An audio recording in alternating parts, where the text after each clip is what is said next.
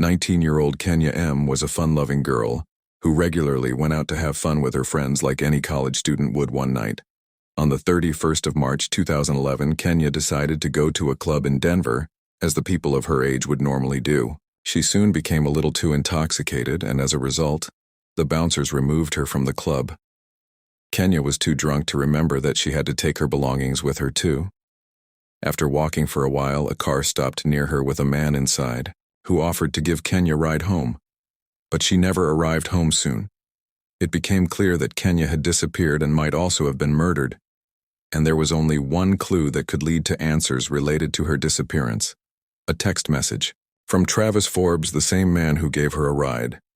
Kenya M. was born on the 26th of January 1992 in Honduras. Just a year after her birth, her mother Maria left Kenya with her grandmother and moved to the United States. Maria herself was just 16 when she moved to the United States, and soon after moving, all her focus was on bringing her daughter Kenya to the land of opportunities too. While in the U.S., Maria met a man named Anthony Lee, or Tony, fell in love with him and married him. It took Kenya 11 years to move to the United States, and when she finally did in 2004, her mother was happily married to Anthony, and they were living in Aurora, Colorado, with their 2 children, Kimberly and Anthony. But Tony wasn't a typical stepfather. Tony loved Kenya like her own daughter, and she instantly bonded with him and started calling him dad. She also got along with her step-siblings, well, particularly Kimberly, who became her best friend, although she didn't know how to speak English properly.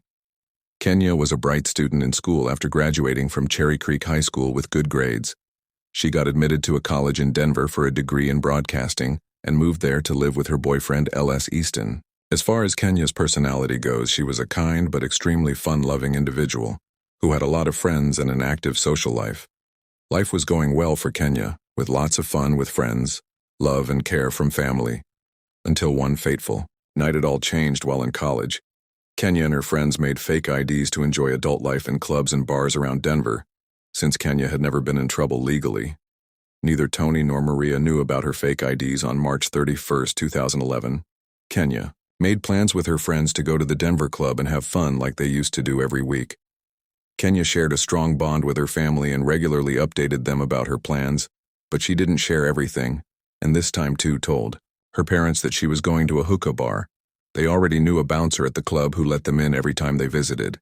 However, unfortunately for Kenya and her friends, the bouncer wasn't on duty that night, and the people on duty refused to let them in because of their fake IDs. So they decided to go to a nearby club and try their luck there. They managed to enter that club and were finally ready to have fun. Another unusual thing about the outing was that the friends Kenya had gone out with weren't the ones she would usually make plan with in the club. She met a guy and started partying with him, to the point that she became extremely intoxicated. And it wasn't just a few drinks, rather so bad that the bouncers removed her from the club around 1:30 a.m. During the process, Kenya didn't get a chance to take her belongings, including her purse, jacket, and cell phone. As for her friends, they thought that Kenya had left with someone at the club without taking her personal items when Kenya didn't return to her apartment for the whole night. Her boyfriend Lewis became worried. It was the morning of April 1st, 2011. He also called her number to check if she was okay, but didn't get any response. Lewis also contacted her sister Kimberly to ask if she had heard from her sister, but she hadn't in the meantime. The friend she had gone out with also learned that Kenya never reached home. Kenya's mother Maria was the first from her family to know about her disappearance, and she immediately called her husband to let him know that no one had heard from their daughter since last night. Her parents started contacting everyone, including family and friends they thought might know about Kenya's whereabouts. But to no luck at this point. No one knew exactly what had happened the previous night. Tony Lee, her father, wanted to know every detail about Kenya's activities on March 31st, so he pushed her friends whom she had gone out with to walk him through the events of the previous day. Almost all of Kenya's friends knew that she used to tell her parents about going to a hookah bar whenever she planned on sneaking into a club or bar. Although they were at first hesitant and scared, her friends eventually told Tony that they had gone to a club for partying. Instead of a hookah bar, Tony called the police to report his daughter missing, but the operator told him that they couldn't file a report until after 72 hours of her going missing, as most people in such cases normally turn up within 24 hours when there was no sign of Kenya. Her father decided to go through her phone hoping to find something that would lead to her whereabouts, and that's when he saw a message in her inbox from an unknown number which read, "Hey, this is Travis, the guy who gave you a ride last night. White creepy van, did you get home okay?" Tony knew Travis might have been the last person in contact with his daughter, so he repeatedly called the number, but nobody answered on April 2nd, a day after Tony Lee had tried. To get in touch with him, he called back on Kenya's number. When Tony asked him about the events on the night of March 31st and how he met Kenya, Travis had a detailed story to tell. He told Tony that he was driving his car around 2:30 a.m. when he saw Kenya outside the 24K club, talking to a homeless man. Upon asking Kenya if she needed any help, she told Travis she needed to get to her car, which was parked at another location, so he offered to give her a ride to the parking lot. But when they arrived there, Kenya couldn't find her car and asked for a ride home. The address Travis shared with Tony was of the apartment Kenya shared with Lewis.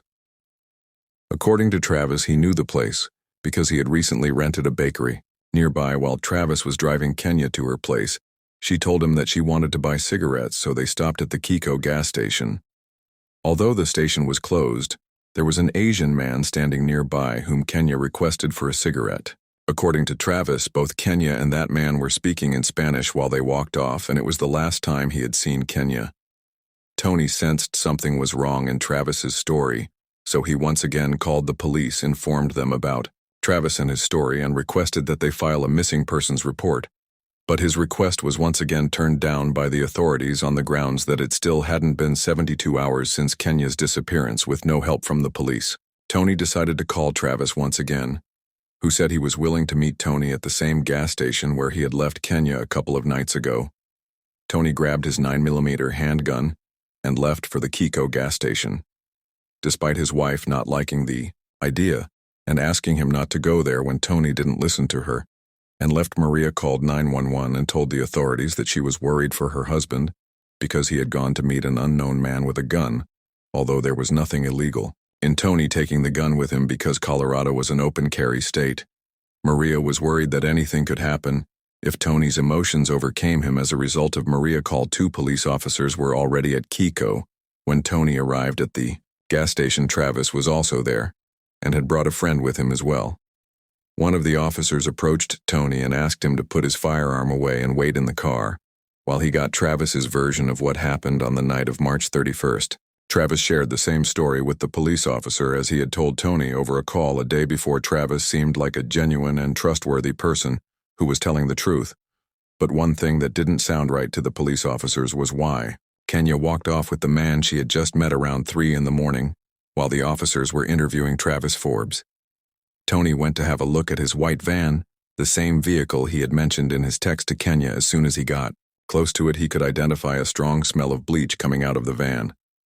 Tony immediately knew something was wrong, so he went to the police officers and requested one of them come with him to check it out.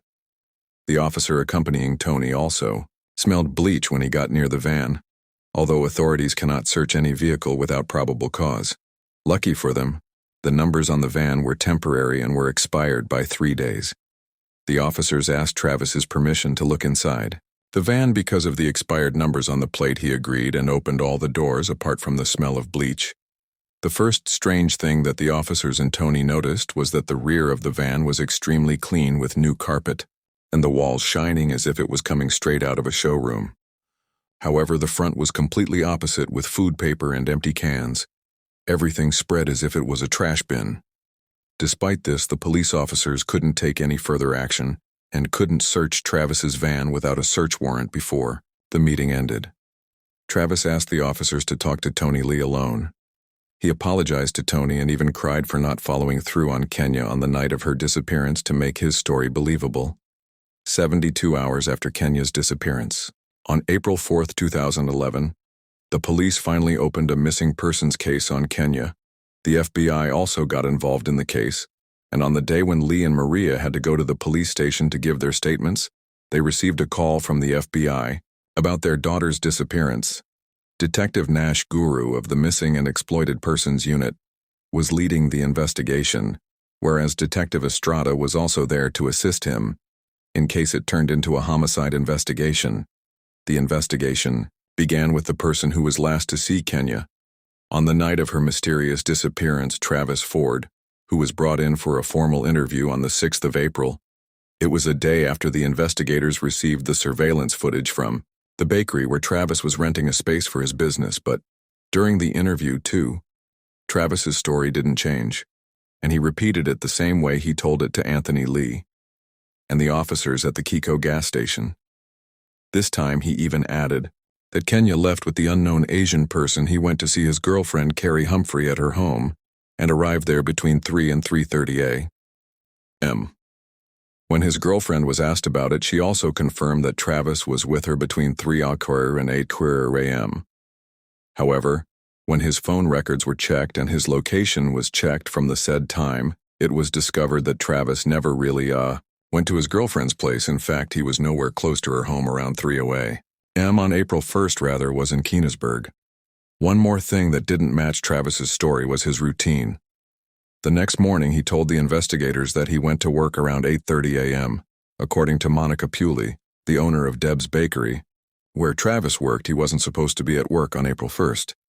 Monica also told the police that when she went into the bakery on the morning of April 2nd, she found out that all the surveillance cameras had been turned off. Upon checking the footage from the time just before the CCTV camera went off, she saw Travis roaming around in the bakery at 7:30 p.m. What was unusual about him was that he was wearing long latex cleaning gloves.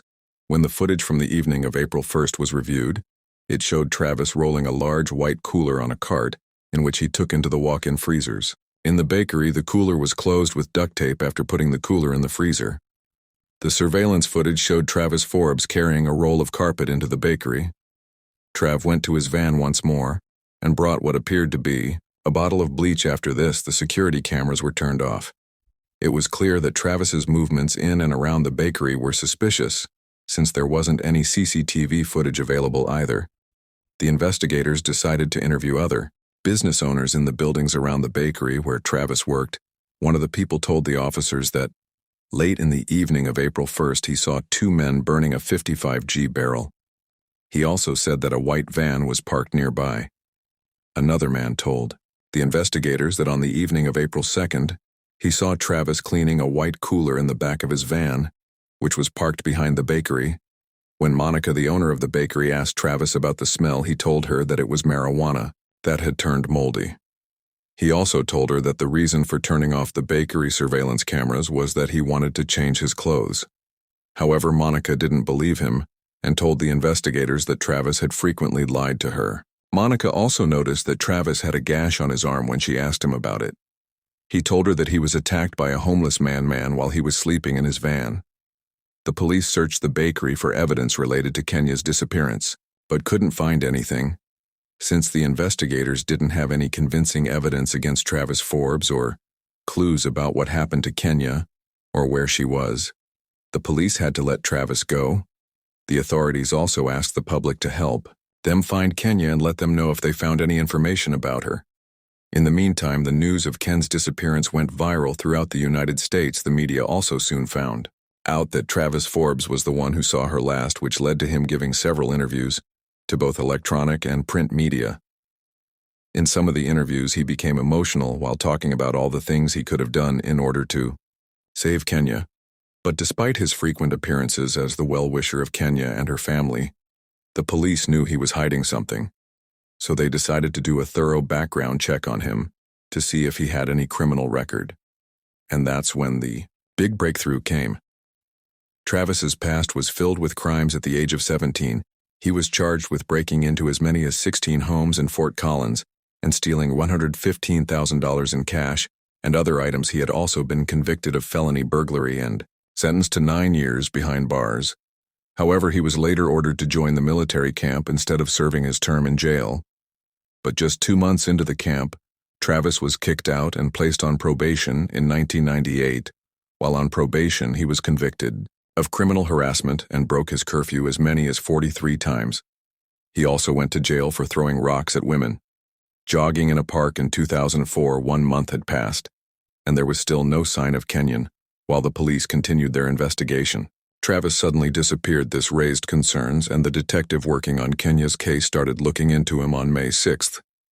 Another breakthrough came in the case when authorities in Denver found out that Travis Forbes had been arrested in Austin, Texas on charges related to car theft.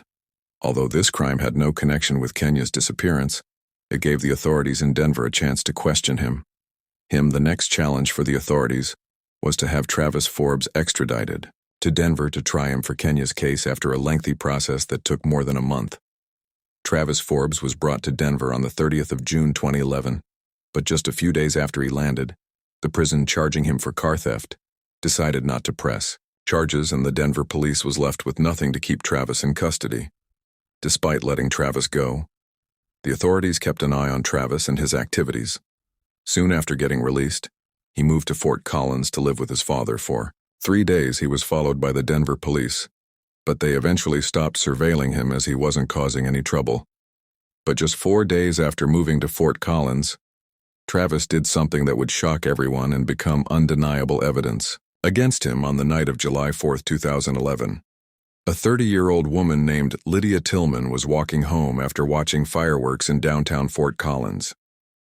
Lydia didn't know she was being followed, and just when she was entering her apartment, Travis forced her inside and sexually abused her, but he didn't stop there. After raping Lydia, Travis brutally beat her by punching her in the face and smashing her head against the wall.